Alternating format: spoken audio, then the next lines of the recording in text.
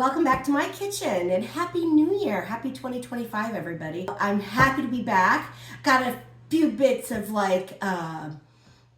influencer swag from my family. So this is me and my ring light now. Let's see how that looks. I've got lots more planned for this year. I'm super excited. I'm having so much fun doing this. I really am. Today, what we're gonna make is meatloaf.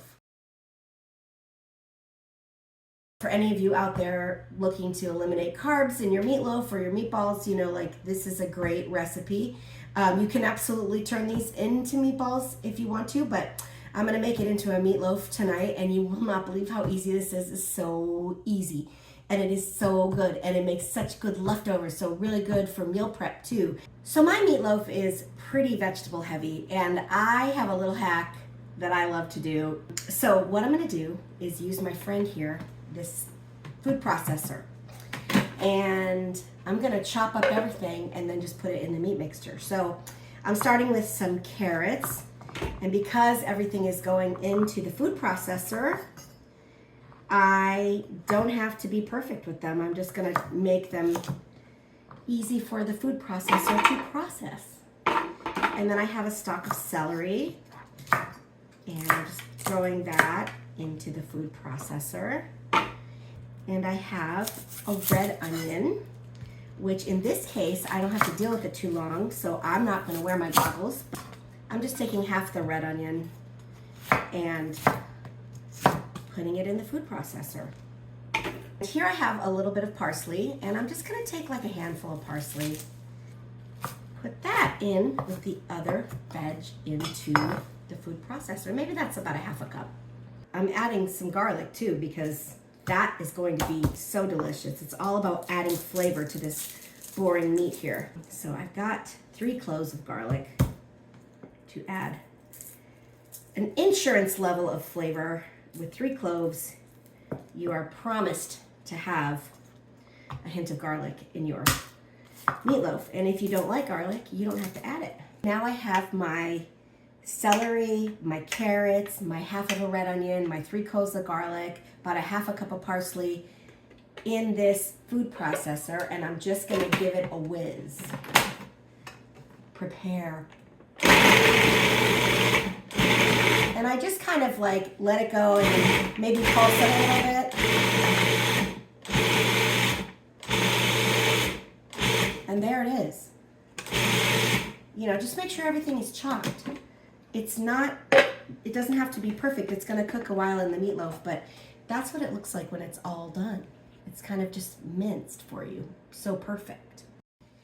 And in this bowl, I have 1 pound of ground beef, and this is 1 pound of ground pork. If I want to make a bigger one, I'll add a pound of veal as well. So 1 pound beef, 1 pound pork, 1 pound veal. That makes such a good meatloaf, and it makes a really good meatball too. So now I'm just gonna pour all this veg right in here. It's all chopped for you. So easy. I love this hack. It's amazing. Okay, not gonna lie, the onions got me even after they were done in the food processor, so here it is. Now I'm gonna add some mushrooms, and I'm putting these right back into the same chopper. And I don't chop them with the rest of the veg because they're just softer, and I don't want them to get watery. The nice thing about using a mushroom is that it's going to add really good moisture to your meatloaf. And so this kind of takes the place of like the milk-soaked breadcrumbs or something like that. Look at me, I'm just crying over here. I'm fine, really, I'm totally fine. So I'm gonna zip up these mushrooms. Same treatment. And the mushrooms, too, are going in this meat mixture. Okay, this is too huge. I gotta put it in a bigger bowl. It's got to go into a bigger bowl. That's more room. My gosh. Look what 2 pounds of meat will do for you. So now I have to add a little bit more flavor. I have some fresh thyme here, and if you don't have fresh thyme, use dried thyme.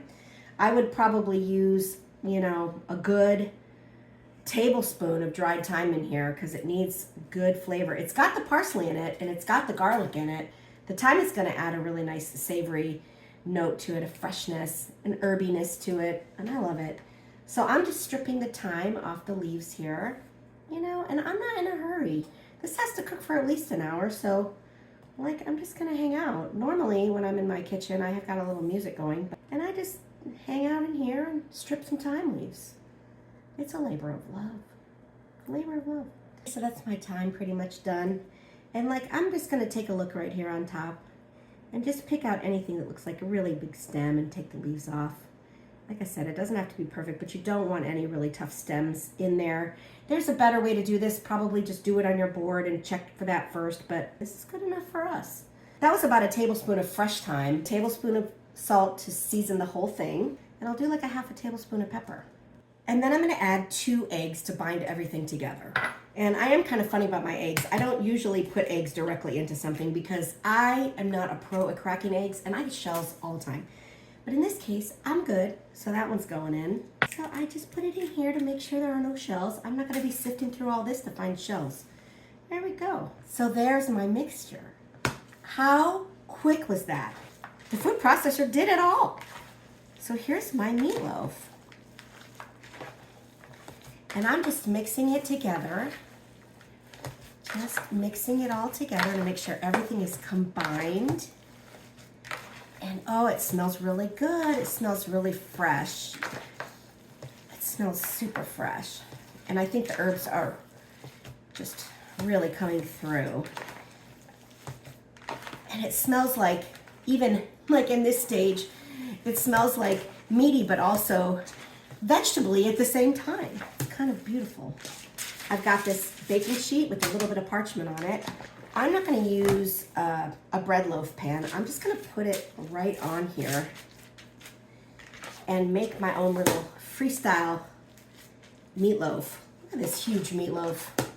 You'd think I was feeding more than 2 people. Maybe I'm not over Christmas yet. I fed a lot of people during Christmas, but back to normal now. Just making it into like a little loaf. Look at that. You can make it any kind of shape you want, but you just make it into like a little loaf. And that is all. I've got my oven behind me preheating at 350, and this is just gonna go in the oven just like it is. And I'm just gonna cook it, and I'm gonna check it with a thermometer because I think that's just the best way to know that this is done. You want it to be at least 160 degrees to know that the inside is done.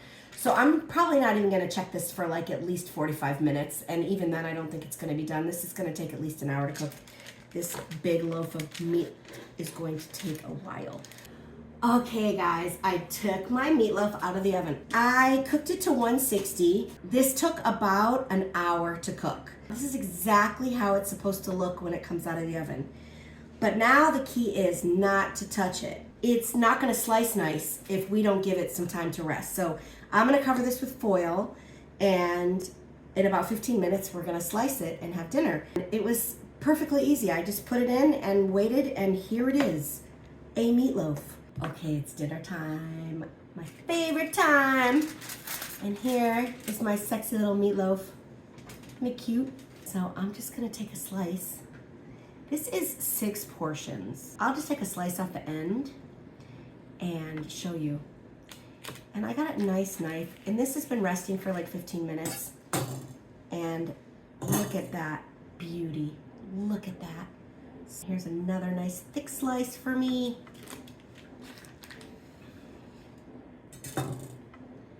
Look, slice is perfect. It's so perfect.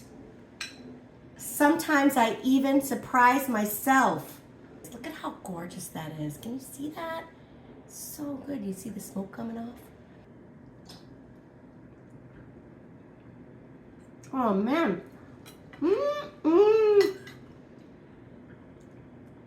That is so good. And you know what? I'm gonna be so happy to have this for leftovers. And can you imagine having that right out of the fridge? Ooh. Those of you who eat cold meatloaf who know.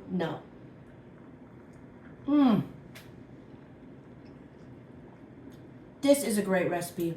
This is great meal prep. This is great lunchbox.